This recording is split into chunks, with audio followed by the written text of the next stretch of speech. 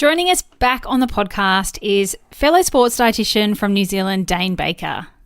We previously did an episode together all about REDS, or relative energy deficiency in sport, for the female athlete, but also for the male as part of the female athlete series. So if you haven't listened to that yet, definitely go back and give that a listen.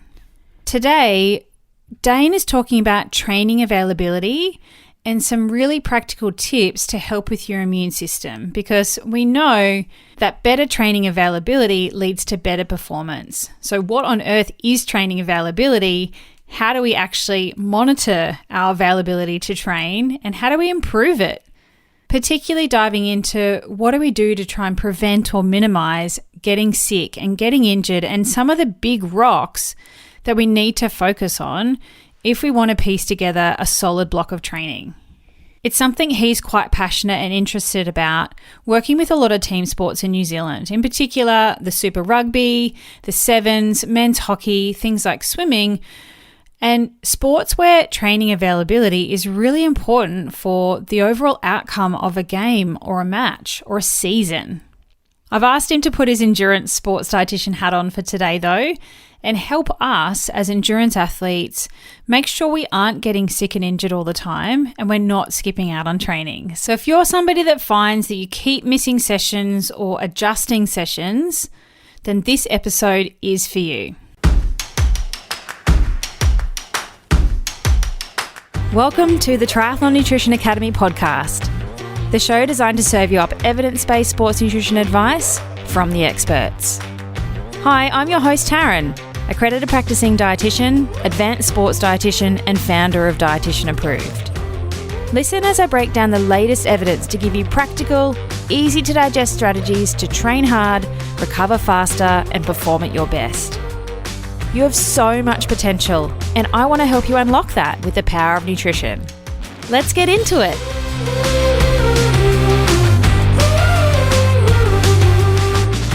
Joining me back on the podcast today is Dane Baker, who did an episode with me at the end of last year all about REDS.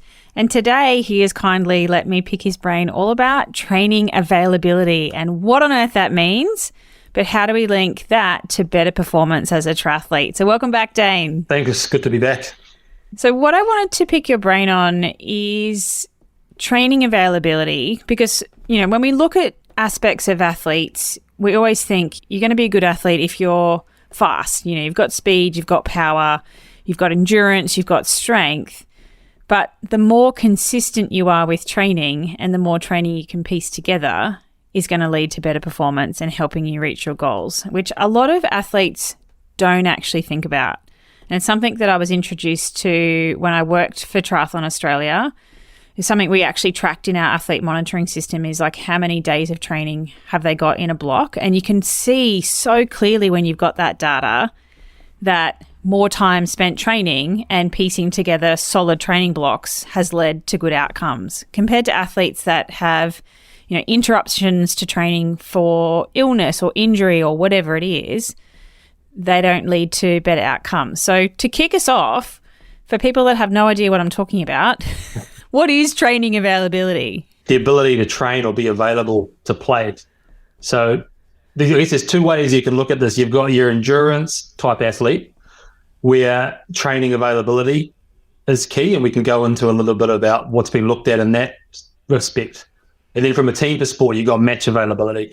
FIFA have done a lot of work, and then having those key players available is a key metric for your outcome, and that's why they're paid the big money. And get the two main elements that you're going to miss training or miss matches is injury or illness.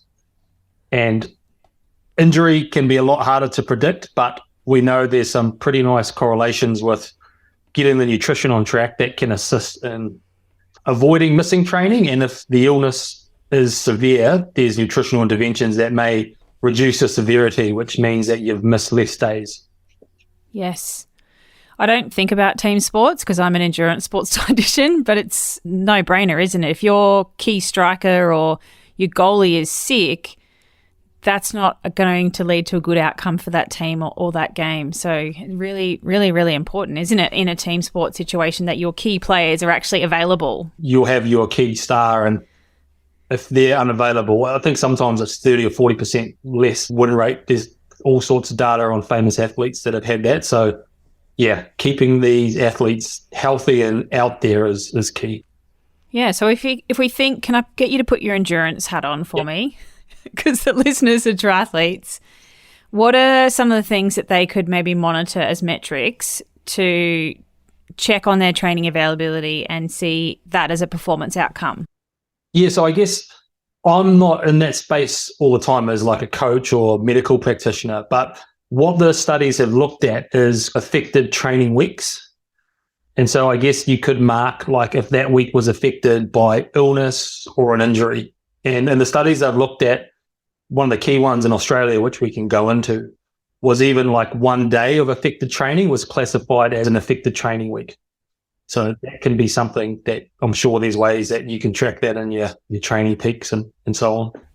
Yeah, Training Peaks has got a beautiful traffic light system where everything either is green or it's orange or it's red.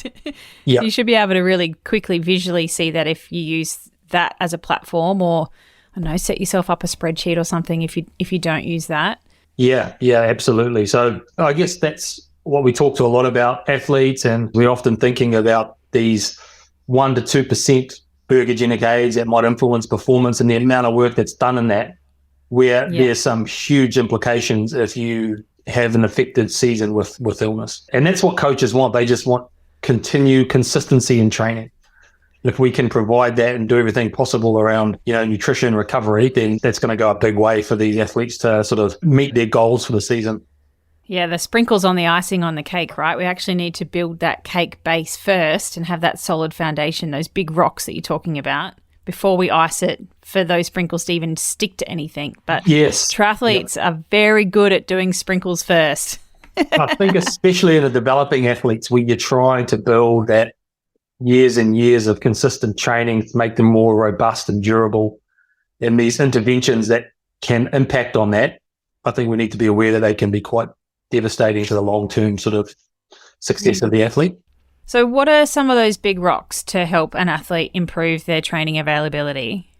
Yeah, so I guess probably at the moment, the research has changed a little bit to what are the key causes. So I'm going to reference quite a lot of work from Neil Walsh, who, if anyone out there does a bit of reading, you can often find him presenting on YouTube. His key review was around changing the paradigm of immunity in athletes. Yeah. Where he talks a lot about early on, a lot of the work was looking at nutritional interventions that might help immune resistance, so stop the athlete getting sick. Where now he's looking at this paradigm around immune tolerance. So the athlete can still get sick, but their immune system is primed to tolerate that illness. And it probably doesn't make sense for them to have this huge immune response to stop the illness occurring. But maybe with a good immune system, we can tolerate the illness. Maybe we can train through it.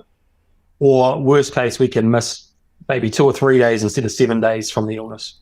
Yep. And the big sort of change in that is a lot of that early work didn't start to include life stress, sleep disruption, the psychology of the athlete. It just really looked at nutrition and illness. And he talks about a lot of those studies were set up to fail because there was probably no likelihood that nutritional intervention was going to stop someone getting it. So I think stress, sleep, lifestyle, all goes as our key factors. And then nutrition plays a role in all of those factors as well and around recovery. Where probably the early days around this immune window or athletes having an impaired immune system is probably not that accurate way of thinking at the moment. Okay, cool. So complete shift in the way we think about that, and good to introduce some of those new rocks. Not even new, but we probably know that sleep's going to affect our immune system. We probably know that stress is going to affect our immune system, but putting it all into a big puzzle that you can piece together and seeing if there's factors in your life that you can control to help all of those things. Yeah. And I think one of the things as well is that, like we talked about earlier, is that consistency in training. So if you are getting ill, the evidence shows you're high risk of getting ill again within the next 3 or 4 weeks. And you're starting to lose that consistency in the training. So it just keeps building if you get it wrong.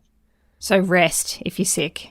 Yeah. Rest if you're sick, and then be really smart about how you reintroduce the training rather than most people want to go straight back in. But those that are lucky enough to have a good coach will understand this and loading, but our weekend warriors, I think that's probably another discussion around how you reintroduce yourself to training. Yeah. Do you have any tips on that? I did do a podcast episode way back in the way, actually, if somebody wants to dive into it, about managing a return to training. What sort of practical tips do you have for us around somebody that maybe has got sick? What can they do to slowly build back without killing themselves if they're at higher risk of getting sick in 3 to 4 weeks' time?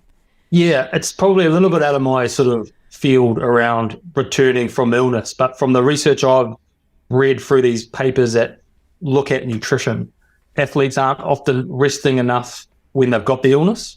They're training through it. And if the illness is severe enough, and that's when trying to understand what the actual illness is, whether it's from the neck down, whether it's actually an infection or whether it's just an upper respiratory tract, like trying to figure out the type of illness you have, that can just create periods of prolonged stress and longer to recover. And I think figuring out the level of rest that you need, and that's where ideally if you've got medical support, sports physicians to talk you through this, but then just gradually increasing the load. So that has shown in the research is that one of the biggest risks, if you've had an illness 2 to 3 weeks prior, there's a high risk of illness. And there's obviously other things that come with that, and stress, there's all sorts of things, but I think getting that load right and working with an expert in that field would be the best. Yeah, talk to your coach, get a plan from a qualified professional. Yeah, and I think that's where I, like, as myself, as a weekend warrior, when I first started without having a coach, is you would get these little bits of illness and then you have this generic plan and you wouldn't know, how do I get back on the plan? Yeah. And you have that real high motivation. And I think that's where you kind of set yourself up to fail, to just jump back onto the plan. Yeah, or missing a long run and feeling like you've got to catch it up and feeling guilty for that missed training too, I think is really important. Yep. So, yeah, more to have a coach to talk these things through and individualise your training load. Yeah.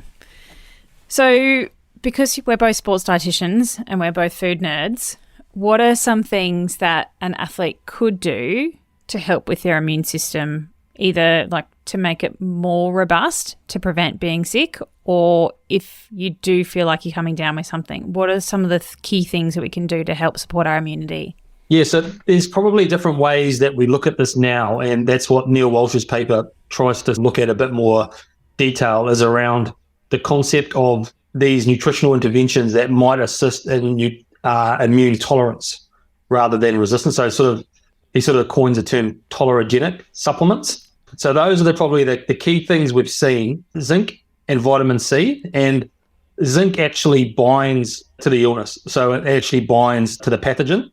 And the simplest way to think about it is these tolerogenic supplements might reduce inflammation, and they might just be able to tolerate the illness. And that's where there's a bit of both there with zinc and vitamin C, but that's not going to prevent the illness. It's actually an intervention when you've got ill that shows that it might reduce the severity of the illness. And probiotics would be a similar one. So there's some pretty good research to show that can decrease the incidence, but also shortening the effect of the illness. And vitamin C. So vitamin C for us, we always know that there's that toss-up effect of training adaptation. But I guess identifying the high-risk times that you might be competing, like when you're traveling, maybe if you've got an athlete that's got a history of illness. And we're not talking high doses here, anywhere from 500 to 1,000 milligrams a day, where a lot of that early work was really super high doses. It's maybe picking your time over your training program when you might do that. Other things are vitamin D, and probably just depends on the time of where you are in the world as far as your vitamin D levels, what time you're training, if you're indoors or outdoors. In New Zealand, it's hard to get a vitamin D test, but if you can get that tested across different stages, there's a little bit more work to be done in polyphenols, but there does seem to be some really nice properties that he would term sort of tolerogenic that is worth including. And those are all really like your dark coloured fruit and vegetables, your berries. In New Zealand, we have a really potent polyphenol blackcurrant. So those kind of things that can be useful. And a lot of those, especially around polyphenols, there's going to be other benefits around recovery and just nutrient density. It's going to be no harm. And the other things which haven't shown as much evidence is glutamine. So that's often one that we toss up a lot in nutrition. A lot of that work was done in elderly and really immune compromised patients, where our athletes aren't probably going to be in that situation. Bovine colostrum is an interesting one, but there's just a really low level of studies to have much support. So there's probably more work to be done on that. And echinacea, again, very limited support. So probably your big ones are your zinc and vitamin C. If you do get sick, vitamin C maybe as a prevention to help reduce the incidence of the illness in your probiotic. So all I'm hearing you say is eat more fruits and vegetables. Yep. That could help. But with the zinc, you kind of need to start getting a pretty high dose. So it is more of a targeted strategy. But definitely, and that's where it's just your fundamentals of trying to get, variety in your diet. And the whole area we haven't talked about is the gut microbiome, and the work that's been done in that area is just really evolving. But we know a lot of those immune cells are in the gut. And so the more variety that you can have. Energy availability is an interesting one. Walsh talks that's something that's potentially argued in the literature, but I don't think it's going to do any harm to make sure your energy availability is right. But we do see a lot of patients that are diagnosed with RED that really miss a training. So I don't think it kind of goes hand in hand with illness. Yeah, and something that you said earlier there that I just want to highlight, because a lot of people don't actually know this, is that we don't want to be taking like a high dose vitamin C supplement or anything like that, because those high dose antioxidants can actually blunt the adaptive response to exercise. And there's actually quite a lot of supplements that are being marketed to triathletes very heavily at the moment that are a very high dose in antioxidant. I'm not going to mention any names, but Dane is not saying to do that. Yeah, and probably to say that. It's actually, you can easily meet your requirements just by having fruits and vegetables with something like vitamin C super easily. Yep. And one of the things I've actually struggled with is it's actually quite hard to find these supplements in the right dosage. So to get the amount of zinc that you're after, there's often these supplements with huge doses of vitamin C. So you end up getting 8,000 milligrams of vitamin C to get the zinc. So you're like, this is not. So you have to really look around to find those products. Typically, there are some good companies around that are a bit more focused on the evidence that can help. But again, it's figuring out the time. So maybe it's, we know when you travel to your competition, you've done that key training, you're exposed to a high risk environment. Maybe that's when it's 500 milligrams to 1,000 milligrams of vitamin C a day. Or maybe you're coming back from an illness. So you're not going to be really at that high end of sort of stressing the system. So again, it's trying to consider the risk and with all training and when you might use it. Yep. Yeah, so being strategic around that use. Yep. Yeah, just not chronic high doses for sure. Which is smart, right? You've got to be strategic around everything with nutrition. You can't just be mediocre all the time. Let's be a bit smarter around what we're doing. Yep. And the same with vitamin D. You'll often see vitamin D, and then I know you guys, like a lot of our elite athletes, they train all day outside and they're in summer environments. Even in the winter, they're often traveling to the Gold Coast and they're training for 3 or 4 days. So it's not as simple as just saying, for 3 months we don't get vitamin D. Mm-hmm. So on travel, that's a key time where athletes do get sick, and often we travel for races. We might have to do a flight and that exposes us to pathogens and things like that. What can we do to increase our training availability and then the performance in that race to prevent coming down with something right at that key time when you're meant to perform? Yeah, so the air travel is the challenge, and I think it's mainly because of exposure in those confined spaces for a long period of time. Wear a mask, people. Yeah, and 6 years ago, this was a bit more, people didn't know this as much, but now with COVID, we've got a pretty good understanding. But it's just trying to limit that exposure, and that's the key part of this is you can have the best immune system, but it's maybe not going to stop you getting sick. And then it's around the education to athletes, washing hands, limiting touching spaces that are frequently touched, wearing a mask, doing all you can to reduce that exposure. That's key, especially when you're going into a situation where you need to be at your best, most times with athletes that they are. Well, the other flip side of the coin is probably those athletes that are competing regularly, that they're always traveling. So that might be your team sports. if you're constantly competing and you're on, like you're in the Diamond League and you're constantly going from competition to competition, then that travel, and it's not just on the plane, it's like in airports, it's in train stations, it's in crowds as well. So all of those things is just trying to limit, and sick teammates. So that's a lot of the time it's having good systems in place where you can pick up an illness before the flu goes right through your team. And that's a whole nother discussion, but trying to identify illness early and separate players and team members. Yeah. Or your jammy kids. Yeah. And then what about on the way home? Because I know a lot of triathletes will cross the finish line and then stop thinking about nutrition whatsoever. So what are some things that can prevent us from getting sick on the way home? Because it's really common to see athletes like 1 or 2 weeks later after a key event come down with something because it's been a huge stressful event and their immune system's compromised, and then they switch off thinking about nutrition. Yeah, so I think the key thing is when you are faced with travel is potentially thinking about those nutritional interventions that might increase the immune system around the tolerance. So that could be using a probiotic for a couple of weeks prior to travel. Maybe it's using vitamin C on those days that you're traveling or for the week around that sort of competition.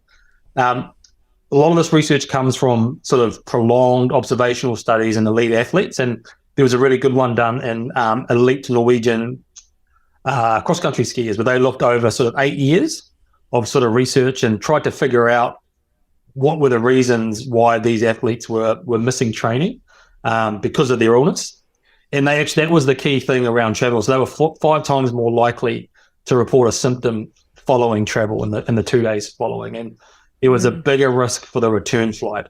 And that's probably coming from the fatigue, really kind of emptying the tank in some of these races and getting on in a sort of compromised state. But maybe there's a whole lot of other factors around exposure. You go out to a nightclub, there's a huge amount of exposure. You get on the plane, you're compromised. And so I think maybe we just forget as well once we've done the competition. That's probably it doesn't matter so much. Yep. But definitely that's something that I've learned a lot around is the homeward flight is really important, especially in an athlete that's regularly competing or a team sport. You could be on the plane the next week. So and a lot of that, it came down to planning. So one of their key learnings was avoiding travel that day. So maybe you've competed. It's really a nice thought to let's just get straight back on the plane and get back into bed at home. But maybe you're better just to have a nice recovery day, wake up late and then travel home. Yeah, that's a good tip. If you can afford it as an age group athlete, spend a bit of time there afterwards as well, because we often go in somewhere early and then try and get home as quickly as possible and get thrown straight back into full-time work, family, kids, all that sort of stuff. And, that's when we often hit the deck a week or two later. Yeah, and it's when you're exposed to those crowds and that sort of nutritional state, I think that's when the immunity is maybe, compromised. It kind of comes back full circle to training availability. If you're then sick after that, then you can't get back into training. And so it depends what's next. Yep. But with triathlon, most people are racing frequently through the season. It's rare to have, a good 12 months off racing or something like that. You've usually got something coming up in the next month or 2 or 3. Yeah, and that's what the study looked at, because these guys were in Europe and they're constantly traveling to Europe to competition and races. And another thing they often find in these studies, which is repeated time and again, is it's generally the last sort of 2 months prior to the big competition where there's highest risk of illness, where injury is often earlier in the season. So again, it's as maybe that competition looms and you've got an athlete that's got a sort of compromised history, that's when you might start looking at these interventions or just paying a lot more closer attention to their nutrition, to their sleep, because it's something that's just the risk kind of gets higher and higher. Yeah, and like you said, those big rocks, like they're the things that are going to make the biggest impact. It's not the little sprinkles on the icing on the cake. It's like getting enough sleep, keeping your stress levels low, trying to absorb that training, and I guess fueling that peak of training load really well as well, so that there is that periodization across a build. It doesn't just stay the same all the time. Yep, absolutely. And a lot of that then, I think, because we know sleep is so important, that I think there's a lot of nutritional work and around just all of those big rocks will mean that sleep's improved as well. So, yeah, it's just a big kind of everything affects the other piece. Yeah, multifactorial, as always. It's not just one magic bullet to help you. Yeah, absolutely. And I think that's the other area which you haven't sort of talked about is caffeine, and just having the awareness if you are using caffeine at a really high level of a high dose, that there is a risk that could be affecting sleep. And I think especially in our, weekend warriors where you've got a full-time job, you're training in the afternoon, it's, you're often training late, and that has its challenges as well around sleep, fitting this in. But there are things that you can do nutritionally to just, try to get as much sleep as possible. So that's always something I think we should think about as practitioners. Yeah, and I always think about a race. If you're doing something like an Ironman and you're having Coke in the back end of a run, that's at night time, right before you're going to go to sleep, there's still that caffeine in your system for a long period of time. So you're probably not going to have a very good sleep after a race like that. Yeah, I guess the other side of that is like, you're not training again for a week or two. But we see a lot of team sport players that will rely on pre-workout and, the development players, especially when they're training at night. And then it's something I think when you are seeing athletes with repeated illness to just keep a bit of an eye on. Yeah, good tips. So many good tips. Dane's given you some really good suggestions for what you can do to make sure that you are being consistent with training, because at the end of the day, that's like the biggest rock to perform better is actually how much time can you piece together consistently training without it being interrupted. So thank you so much for that. That was awesome. No worries. Thanks for having me. If somebody wants to find you, where do they go about doing that? Yeah, so if you just look on the Axis Sports Medicine website, just look us up at axissportsmedicine.co.nz, or I try to keep active on LinkedIn as a social media from time to time. I'll link those in the show notes if somebody does want to stalk you, Dane. But thank you so much for your time and letting me pick your brain on training availability. No worries. Thanks for having me. Thanks for joining me for this episode of the Triathlon Nutrition Academy podcast. I would love to hear from you. If you have any questions or want to share with me what you've learnt, email me at podcast@dietitianapproved.com. You could also spread the word by leaving me a review and taking a screenshot of you listening to the show. Don't forget to tag me on social media at dietitian.approved so I can give you a shout out too.